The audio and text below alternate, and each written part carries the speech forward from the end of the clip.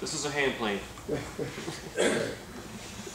And let me show you what a hand plane can do when it's tuned up. So I have a board. Mine is a beautiful thing. So this is what we're after. And so the goal of this, painting this board, we have something at the end of this which is flat, it's true, and it's finished. So rather than break out my, you can put any kind of finish over it, the water for the most part beads up on it. So it's a wonderful thing. And as you saw, it took me all of about 5 seconds to finish this board.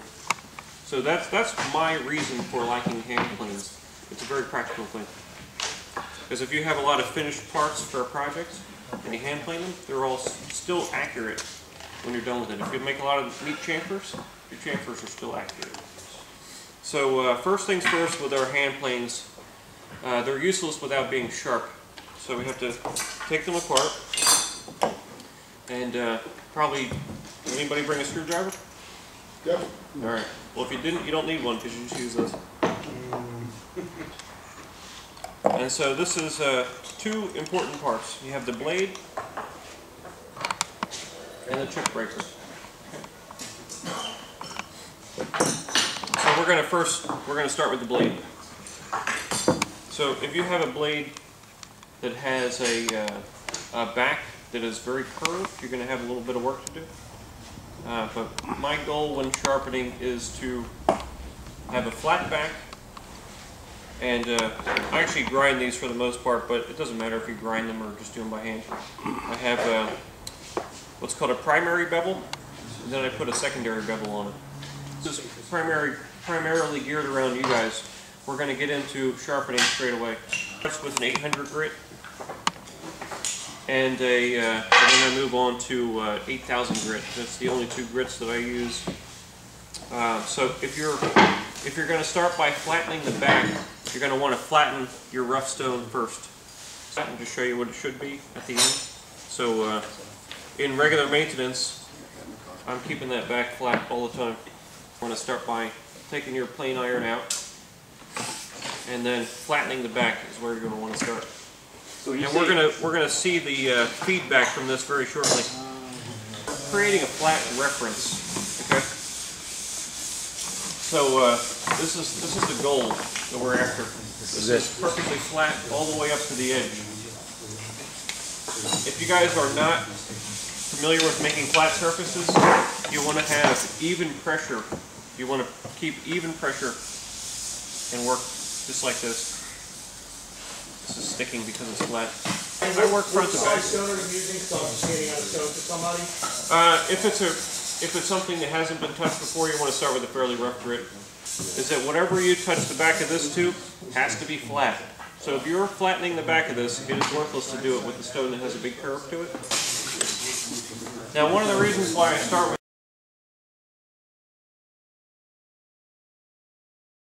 this is because it is the most important part of making a plane iron sharp. If you're not flat on the back of this, you're not going to have a very easy time removing the burr.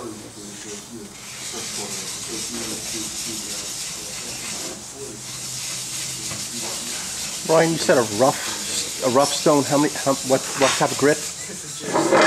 It could be 600, 800,000, as long as it's rough enough to get rid of any kind of out of flatness. Make sure that you guys are checking those stones first to be sure that they're flat. If they're not flat, you're not doing yourself any service. What do you want me to use to check it? Did anybody bring a straight edge? So if you have a diamond plate, that's not flat. You have a diamond plate, it should be a decent flat reference. So this I understand. That's water, right? Yes. You're not going to want to do that. He's using oil where you're using water. After the rough stone, Brian, go up to the next level. Yeah, you're going to want to work your way up to a fairly fine finish on the back of those irons. Typically take this and go at a 45. Just like this. Like this. And I'm putting my fingers on the front of this iron because that's where I want my flat reference. I want it at the front. And you just want to do like that first. So try not to do this motion, okay? You want to keep this as flat as possible. What was the motion not to do? Don't do a sweeping motion, you know? So if you have a tendency to put a lot of pressure on the back, then you want to try to avoid that. One thing I do is I use my pinky and ring finger as kind of a, just not so much a lift, but just to relieve the pressure of a longer blade.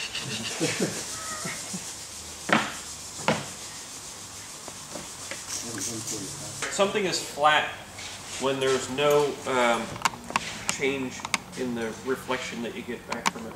Okay? So if it reflects an actual, then and you can look at your lines too. They should be straight because they arc. It's not flat. You say the lines are straight. The lines from the stone. Yeah. So they should have no arc to it.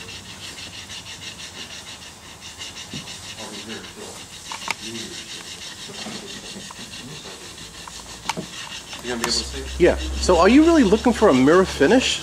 I don't necessarily care if it's a mirror finish because oil stones are not going to leave a mirror, but you can still make it a really nice flat back with an oil stone. Okay. Same with I use a lot of Japanese stones, and the natural stones don't produce a mirror finish. So you're seeing some scratch. You're seeing the scratch marks. Okay. And a mirror doesn't necessarily mean that it's flat. Well, You can have a mirror that has an arc to it. But you're saying you're looking. You said you were looking at the reflection. That Right. the lines were coming back the The same. reflection's going to tell you a lot about the type of surface. So if you have a reflection that has a curve to it, then the surface is not flat. Mm-hmm. And if the lines have an arc to them, the surface isn't flat. Sure, your stone is flat. Here's one thing I think Hack does. You just, and a lot of other people, you just go across with a pencil, mark your sharpening stone. This is the wet stone. And then you rub this flat. You rub this flat. And if you don't have a flattening stone, then you need to get one or a way. Brian, what do you use to sharpen your stone? Or flatten? I use a diamond plate. This is what I just purchased from sharpeningtools.com. It was a whole $40. It's 200 grit on one side and like 1,000, and it's pretty big, and you just rub your stone on this. What do you think about the piece of plate glass and a piece of emery paper? If it's float glass, yeah, that's fine.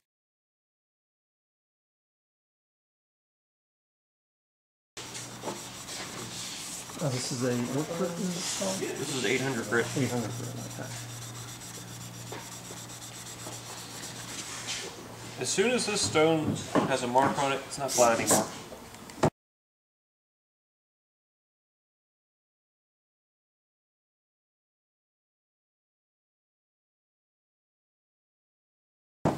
So we just, what do you mean by just go.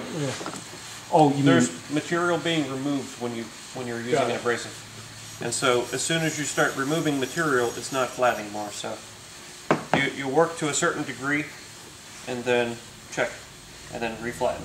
It's a pretty constant process. And what kind of stone is this? This is 800 grit. It's a water stone. 800 water stone. Yeah. And what I'm after is for this to be very perfectly consistent across the top here. That's what I'm after. I don't care. I don't want a big sheet of flat. I want flat at the edge. So I can't see it. The first light. mine is a big sheet of flat because I've been flattening it so long. So that's the only spot that you're Yeah. chasing? All I care about is right behind the edge. So I keep after this one.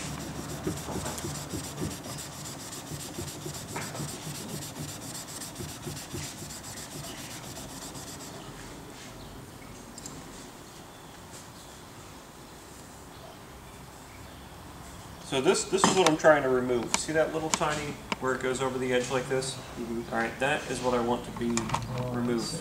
Because when I make a bevel on this at an edge, it's going to create a burr. And when I go to remove that burr, I'm going to put it on the stone to remove it. And if I put it on my flat reference and there's a dip like this, then some of that burr is going to still be there after I'm done with it. And it's not going to be a very sharp edge.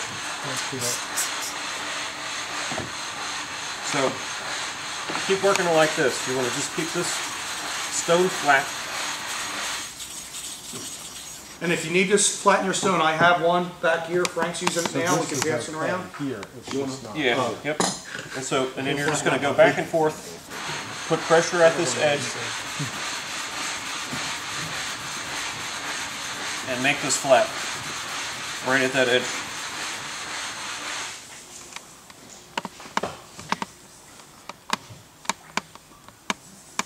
Alright, so we don't have to get lost in making a huge flat surface. I just want, make sure you put pressure behind this part of the edge and keep that going. Is there a reason why you only work in a small area rather than the whole stone? This stone is super out of flat, so I'm making this part flat. Oh, okay. This stone I don't flatten because I've been all the backs of my plane irons are already flat. So the best thing you can do really is to have an old. You want to show them where it's not that flat? has lamination because you can Oh, cut flat. them out if they have a Great.